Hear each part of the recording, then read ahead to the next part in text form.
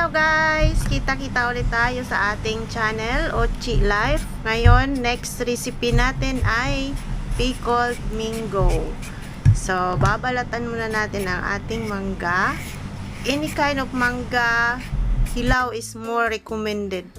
Kaso yung nabalatan natin medyo may pagkamalabala na siya. So, okay lang po yan. Basta fresh yung mangga natin, medyo matigas pa. Wag yung medyo ano na siya, bilasa o yung malambot na.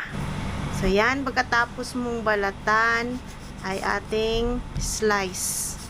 Yung slice po depende sa gusto nyo, kahit anong slice po. Ang gusto ko kasi yung malalaki para pagkagat ko medyo ma-feel ko pa rin yung crispy. So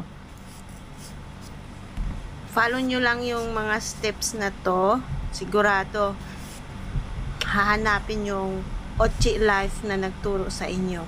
Kayahin nyo to lahat. Talagang masarap ito guys. Sinasabi ko sa inyo. Hindi ako nagsisinungaling. Pagkatapos natin siyang ma-slice, lagyan ng asin. Madaming asin. Parang sa ampalaya, para mawala yung pait. Dito naman, lagyan natin siya ng madaming asin para mawala yung asin niya. Kasi di ba ang mangga maasim. Ito nga habang nagbabalat ako, nag-slice ako, yung laway ko pa. Naglalaway na ako. So ganyan, imasimasin natin yung mangga natin para matanggal yung kanyang asin.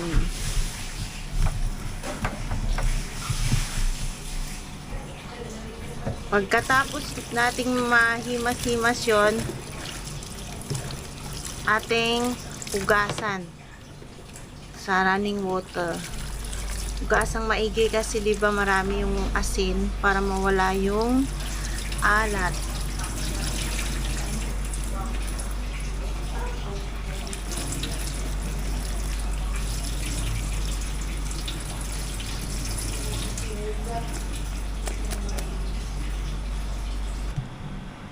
Pagkatapos hugasan, ating patuyuin. Gumamit ako dito ng towel tissue kasi nagmamadali akong matuyo siya kasi may gabi na mga guys. Anong oras na ngayon? Matutulog na si Aki kasi bukas may pasok pa. So, hindi na ako mapagtiis na antayin pa siyang mag-dry ng sarili niya. Ginamitan ko na siya ng towel tissue. Pagkatapos, ilipat natin siya sa malinis na container. Lagyan ng asukal.